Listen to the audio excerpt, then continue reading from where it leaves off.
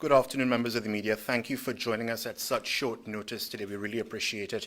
This afternoon, we're going to be addressed by Detective Superintendent Nicholas Pedro, the head of the crime division, along with Detective Sergeant Jason Smith, and they're going to provide us an update on the investigation into that murder on Tuesday morning of that 32-year-old woman. Gentlemen. Okay. Thank you, Gary.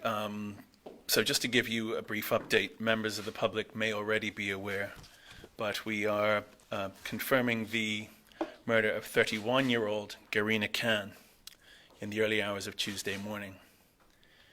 Garina left behind both her parents, two sisters, and a brother. Her other brother was tragically murdered back in 2009, you may recall. The investigative team continues to progress leads into her brutal murder on Sunset Pass in the early hours of Tuesday morning. I'll allow my colleague to speak to the details of the investigation at a later stage.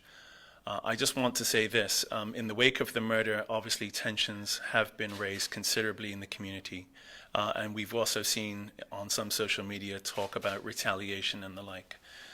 We have increased armed patrols with specific taskings around critical areas in regards to this, and you may indeed have already seen this if you've been out and about, particularly in the central area of the island. I really wish to appeal to the community to keep calm in regards to this situation and allow us to do our jobs. We are firmly and robustly committed to getting justice for Garina and her family, but as with any investigation, we have to follow a process and policy and indeed the law in regards to catching and convicting her killer or killers. We are aware that on the night in question, I mentioned about vehicles leaving the scene, and I'll allow Jason to speak to that when we get to that. But I think it's really important that from me and from my desk that we urge calm in the community and allow the police to do their job and to resist the urge to retaliate that is out there. Garina's death will be incredibly emotional for people, and we do understand that that is not lost on us, but retaliation and perpetuating the cycle of violence is not the way to go, so we really do wish to urge calm in that respect. Our officers are out there 24 hours, 7 days a week, and they will be there to respond to any reports or suspicions or indeed information or intelligence that leads them to need to respond to anything. So with that, I'll hand over to my colleague, Sergeant Smith, who will take questions and speak about the investigation itself. Thank you. The investigation into the circumstances surrounding the death of Garina is progressing. We have interviewed several people who are assisting us with those inquiries. Of particular interest to the investigative team is the behavior of 3 bikes, in particular in the area of Sunset Pass, and we believe that those bikes somewhere in the region of midnight to about 12:20 a.m. were directly involved in the murder of Garina Khan. We are aware that at that time of the night, there might have been people who were driving along the road by Point Mart, St. John's Road, and people who were driving at that time, about midnight, and if you saw 3 bikes. 2 of the bikes had 1 rider on each, and then there was a bike that had 2 riders. And then we believe that that same group of bikes would have come onto Sunset Lane or Sunset Pass and then exited onto the North Shore. We're also appealing for those residents who live in the Sunset Pass area who have CCTV cameras to please make contact with us. To date, we are in the process, as we speak, of reviewing a number of CCTV footage, and that is assisting us in our inquiries, but we are appealing for more witnesses that do have information to come forward. Also, we are appealing to the public who might have information in relation to other incidents in the past that involve Garina and maybe other members of the community, persons that are aware of that, we're asking you to come forward. Those are some of the things that are featuring in our investigation, and we are keen to speak with members of the public that can assist us. Thank you. Any questions, members of the region? Sir. Smith. Jason Smith, sorry. Can you describe what type of lifestyle would you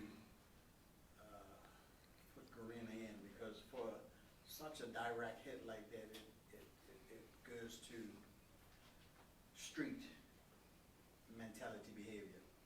Yeah, I don't think I would go into the specifics of her lifestyle, but as I had mentioned just a couple of minutes ago, for those members of the community that know her, to come forward and talk to us, particularly her friends.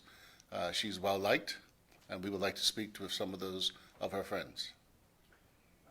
TNN understands that maybe about a week prior on her WhatsApp message, or message was going by that she was indicating that they're threatening to kill me. Are you aware of any information like that? Yeah, we are aware of her receiving certain threats, and again, that is the purpose of this appeal. There's some things that have come to our attention, but those persons that have first-hand knowledge of that, you're critical.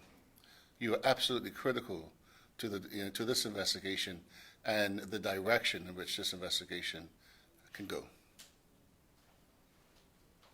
Hi, sir. Can you tell us a bit about what did this happen at a residence, and what type of event was happening at the residence? There was a gathering of people there?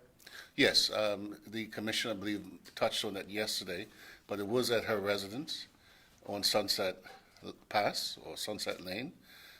There was a function there. We understand there was a party there that had taken place prior to the actual shooting, and there were a number of people that were there at that party.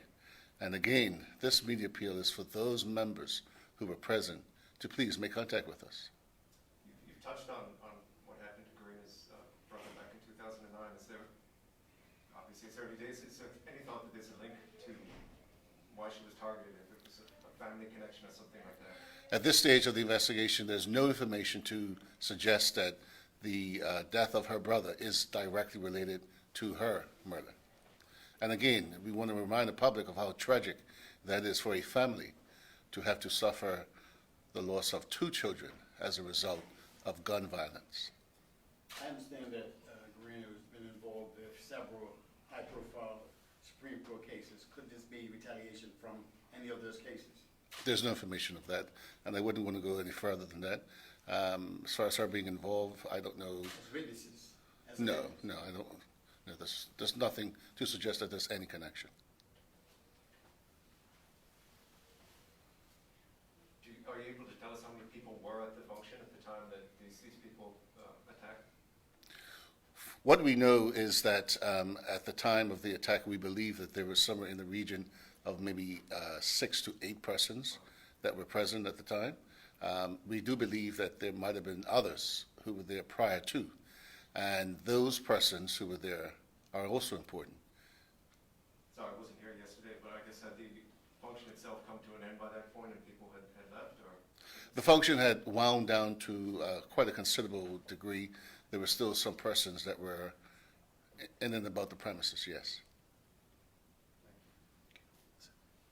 Any other questions? I need one last appeal, Mr. Petro.